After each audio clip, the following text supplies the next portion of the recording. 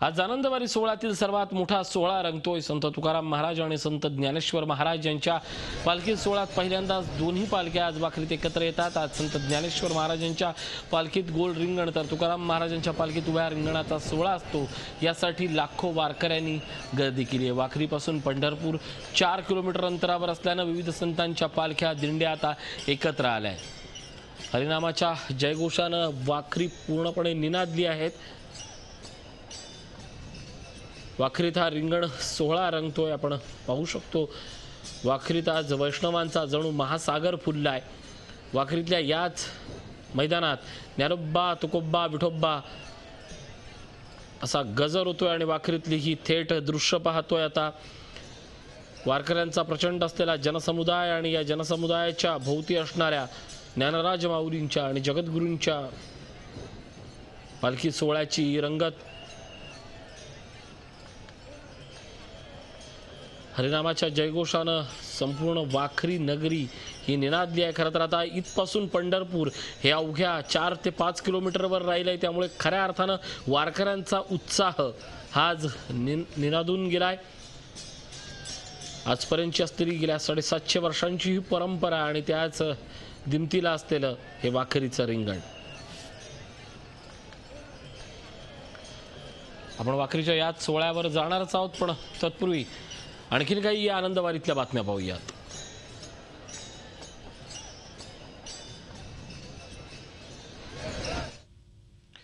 राजे महाराजे बाहेर पडल्यानंतर जो लवाजमा असे तोच आता आजच्या पिढीला पाहायला खरं तर मिळत नाही। मात्र याची अनुभूती पाहायला मिळते ती ज्ञानोबा तुकाराम महाराजांच्या पालखी सोहळ्यात। महाराष्ट्रातील लोकदैवतांच्या या सोहळ्यात भागवत धर्माच्या संपूर्ण राजेशाहीची झलक असते ती यात दिसते। या सगळ्या नित्संगाच्या देखणेपणाचा झी24 तासचा हा स्पेशल रिपोर्ट। संत ज्ञानोबा माऊली आणि संत तुकोबा महाराज हे पालखी सोहळे एखाद्या राजाच्या लवाजम्याच्या प्रमाणे आपल्या दिमाखात निघतात। राजाच्या काळात राजे निघाले की अगोदर त्या गावात नगारा बैलगाडी जायची आणि नगारा वाजवला जायचा। यावरून जनतेला राजा महाराजा येत असल्याची सूचना मिळायची। त्याच पद्धतीनं पालखी सोहळा मुक्कामीनंतर पंढरीकडे निघाली की नगारा गाडी अगोदर जाऊन भाविकांना नगारा वाजवून माहिती देतात। माझी नगाऱ्याची सेवा म्हणजे आमच्या पारंपरिक आलेली 7व्या पिढीची माझी ही सेवा आहे। लोकांना जागृत करण्याकरता की पालखी आली तुकोबारायांची, त्यामुळं नगारा पुढे वाजणं म्हणजे लोकांना वाटतं की आली पालखी, तर लोक जागृत होतात आणि दर्शनासाठी तुकोबारायांच्या पालखी पुढे येतात। नगारानंतर प्रेरणा आणि उत्साह जगण्यासाठी अश्वाची जोडी असते। ही जोडी त्या राजे महाराजे यांची उंची कळते। त्यानंतर अब्दागिरी असतात। या अब्दागिरी सोन्याच्याही असतात। या अब्दागिरीमुळे राजाचं वैभव स्पष्ट करून त्यांचं मोठेपण दर्शवतात। नगारापासून सुरुवात होऊन पाठीमागेपर्यंत या राजाला घेऊनच चाललेले पुढे, म्हणजे पुढेही सैन्य आहे आणि पाठीमागेही सैन्याचा आहे। वारकऱ्यांचा राजा। अब्दागिरीच्या नंतर राजा महाराजांच्या रथाप्रमाणे या वारकऱ्यांच्या मनातील देव राजाला रथ असतो। या रथात या थोर संतांच्या पादुका ठेवल्या जातात। भाविक आपल्या देवाचं मनोभावे दर्शन घेतात। एकूणच हा पालखी सोहळा वारकऱ्यांच्या मनातील देव राजाचा थाट असतो। पुढं नगारा ही चौघडा के समाजाला कळावं, आता पालखी निघाली, शिंग झाली की कळतं पालखी पुढं आलेली। चौघड्यानंतर घोडे असे असतात की हे रिंगणासाठी असतात, गोल रिंगण आणि उभे रिंगण। हे रिंगणासाठी 2 घोडे, एक बाबळगावकरांचा आणि एक मोहिते पाटलांचा असतो। त्यानंतर अब्दागिरी पालखी पुढे असते, 2 अब्दागिरी असतात आणि चोपदार वगैरे तयारीत असतात। हा मार्गस्थ सोहळा होत असतो। सोहळा होत असताना दिंड्या क्रमवारी लावून घेणं आणि मार्गस्थ करणं, भजन नियमावली करणं, हे अशा प्रकारे चालू असतो दिनक्रम। पंढरीच्या राणाला भेटायला हा सगळा राजेशाही सोहळा आता पंढरपूरला निघालाय। हरिनामाचं हे सार्वभौम अवघ्या जगात प्रस्थापित होवो एवढीच या पांडुरंगाचरणी प्रार्थना। संजय पवार, झी मीडिया, सोलापूर। साधू संत येती घरा तोची दिवाळी दसरा या अभंगाच्या ओवीप्रमाणे संत ज्ञानोबा माऊली आणि संत तुकाराम महाराज पालखी सोहळे पंढरीला जाताना ज्या गावात मुक्कामी असतात त्या गावात जणू जत्राच भरते। पालखी सोहळे मुक्कामी असताना गावात जत्रेचा माहोल असतो। पाहुणे गावात येऊन जत्रेचा आनंद घेतात। पालखी सोहळ्याच्या उपस्थितीत होत असलेल्या या गावच्या जत्रेवर, गावच्या मुक्कामावर हा खास रिपोर्ट। आळंदीहून ज्ञानोबा माऊलींचा पालखी सोहळा निघतो, तर देहूहून संत तुकोबा महाराजांचा पालखी सोहळा पंढरपूरच्या आषाढी वारीसाठी पायी वारीसाठी निघतो। मार्गावर येणाऱ्या गावात हे पालखी सोहळे मुक्कामी थांबतात. ज्या गावात हे सोहळे मुक्कामी असतात त्या गावात जत्रेचं वातावरण असतं. पंचक्रोशीतील भाविक तसंच व्यापारी या गावात येतात. भाविक काही खरेदीला येतात तर काही पालखी सोहळ्याचं दर्शन घेण्यासाठी.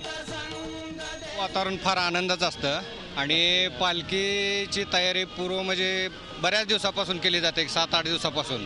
ग्रामपंचायतमार्फत पण सुविधा चांगल्या दिल्या जातात. गावकरी पण प्रत्येकाच्या घरोघरी दिंड्या वगैरे जेवण दिलं जातं. आणि इथं मूळ म्हणजे सिद्धनाथाचं मंदिर आहे.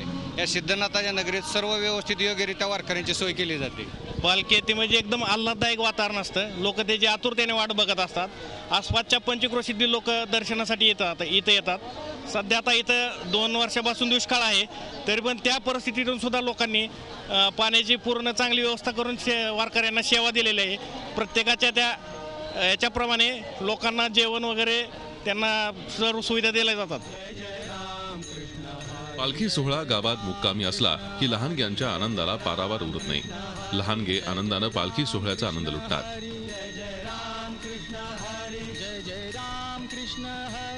आमच्या गावात पालखी आल्यावर खूपच छान वाटतं. आमचे नातेवाईक ते असतात त्या पालखीत.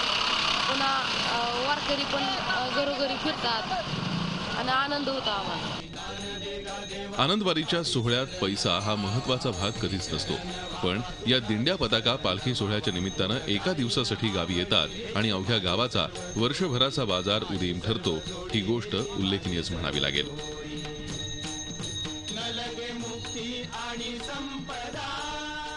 या वातावरणामध्ये पंचक्रोशीतले सगळे लोक या जत्रेमध्ये सामील होतात. काही लोक खरेदी करण्याकरता येतात, काही लोक या पालखी सोहळ्यामध्ये तुकोबा महाराजांच्या पालखीचं दर्शन घेण्याकरता सुद्धा येतात.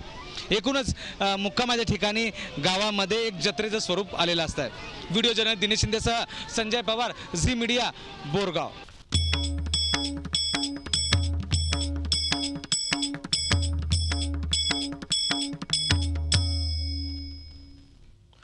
वारी ही केवळ लाखो वारकऱ्यांची नसते, तर वारीत सहभागी न झालेल्या लाखो करोडो विठ्ठल भक्तीत रमणाऱ्या आणि आनंद वारीचं सुख याची देही याची डोळ्या घरी अनुभवणाऱ्या भाविकांची असते. आनंद वारीचं दृश्यांकन आणि शब्दांकन करणाऱ्या पत्रकारांच्या नजरेत वारी ही केवळ बातमी नसते, तर त्यांच्या नजरेत आनंद वारीतला आनंद सोहळा हा महाराष्ट्रापर्यंत उलगडायचा असतो. अशाच काही पत्रकारांच्या नजरेतली आनंदवारी नेमकी कशी असते जाणून घेतले आमचे प्रतिनिधी प्रशांत नासपुरे यांनी. पंढरीच्या या वाटेवरती आपल्यासोबत आज पत्रकार मंडळी आहेत. पत्रकारिता करत असताना आज जसं आपण पाहतो की लगेच लॅपटॉप उघडला किंवा मोबाईलवर लगेच आपण बातमी पाठवून रिकाम होतो, परंतु त्या काळात आम्हाला दिवसभर पालखीबरोबर चालावं लागायचं. डोक्यावर ओझं घेऊन ते चालायचं आणि दिवसभरची माहिती संकलित करायची आणि संध्याकाळी समाज आरती झाल्यानंतर ती बातमी लिहायची. त्यावेळेस ती बातमी लिहून आम्हाला एसटीमधून ती प्रेसला पाठवावं लागायची आणि त्यावेळेस ती बातमी प्रसिद्ध व्हायची. या कालावधीला 2-3 दिवसाचा कालावधी जायचा, अशी ती त्या काळची बातमीदारी होती. गेली 10 वर्षापासून मी सकाळसाठी काम करतोय. वारकरी संप्रदाय हा पर्यावरण आणि स्वयंप्रेरणेचं एक समीकरण आहे. प्रत्येक गोष्ट स्वयंप्रेरणेने करायचं हे वारकऱ्यांचं म्हणजे ब्रीदच आहे. वारकरी संप्रदायाने आतापर्यंत पर्यावरण जागृती दाखवलेली आहे. अगदी 12व्या शतकापासून संत ज्ञानेश्वरांपासून ते अगदी 16व्या शतकापर्यंत जगद्गुरू संत तुकाराम महाराजांनी पर्यावरणाबद्दल अनेक अभंगाची रचना केलेली आहे. गेल्या 19 वर्षापासून मी वारीमध्ये वार्तांकन करतो आहे. त्या काळामध्ये वारीची रचना जी होती त्याप्रमाणे त्या संख्येप्रमाणे त्यावेळेचे आम्ही पत्रकार सगळे बातम्या देताना खूप त्रास व्हायचा. सगळ्या गोष्टी अवघड पडायच्या. फॅक्ससाठी जायला किंवा बातमी देण्यासाठी त्रास व्हायचा. पण आता आधुनिक तंत्रज्ञानाच्या वापराद्वारे सर्व काही जागच्या जागी इथनं जाते. 2 मिनिटात आपली बातमी तिथं मिळते आहे. त्यामुळे ह्या वारी समवेत एक तंत्रज्ञानाची वारी गेल्या काही वर्षापासून चालती आहे असं मला वाटतं. सुरुवातीला मी ज्यावेळेला पहिल्या वर्षी ज्यावेळेला पत्रकार म्हणून वारीत सहभागी झालो तर अक्षरशः म्हणजे आजच्या भाषेत सांगायचं तर सैराट झालो होतो मी, खरंच सांगायचं म्हणजे. आणि आजची तरुण पिढी आजच मी एका तरुणीशी बोललो तर ती म्हणाली की मला ह्या वारीत काहीच गैरसोय होत नाही. तरुण असेल किंवा महिला पुरुष इथं कोणीच कोणाचा भेदभाव मानत नाही किंवा वेगळ्या भावनेतून बघत नाही. इथं सगळे वारकरी असतात आणि आम्ही विठुरायाच्या भेटीसाठी केव्हाच सैराट झालेले आहेत. मी आता 10 वर्ष झाले साधारणतः वारी करतो आहे. वारी करत असताना सुरुवातीला मला वाटायचं की साधारण आपला फोटो पेपरमध्ये आला म्हणजे फार आपल्याला 4 जण ओळखतील करतील, परंतु काळ असा बदलत गेला की ते न राहता म्हणजे मनात ते भावना न राहता मी केव्हा माऊलीमय झालो. मी मुस्लिम धर्मी आहे, परंतु केव्हा माऊलींची ओढ लागली आणि माऊलीमय होत स्वतः स्वखर्चानं सर्वांना फोटो पाठवणे, फोटो क्लिक करणे, ते नेटपर्यंत पोचणे, काही वेळेला त्रास व्हायचा. त्याच्यानंतर मग स्वतःचा लॅपटॉप घेऊन ती वारी पोचवण्याचा प्रयत्न करत होतो. एक पत्रकार म्हणून वारी आपल्याला नेमकं काय शिकवते, ती तुम्हाला काय देते, याचंही एक लेखन, वेगळ्या प्रकारचं एक परिमाण त्यांनी तुमच्यापुढे, आपल्या सगळ्यांच्या पुढे, प्रेक्षकांपुढे, वाचकांपुढे ठेवताना दिसत आहेत.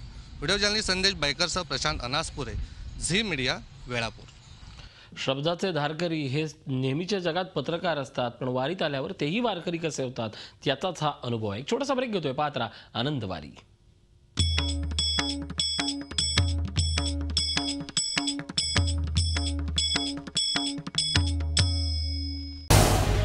झी 24 तास रहा एक पाऊल पुढे.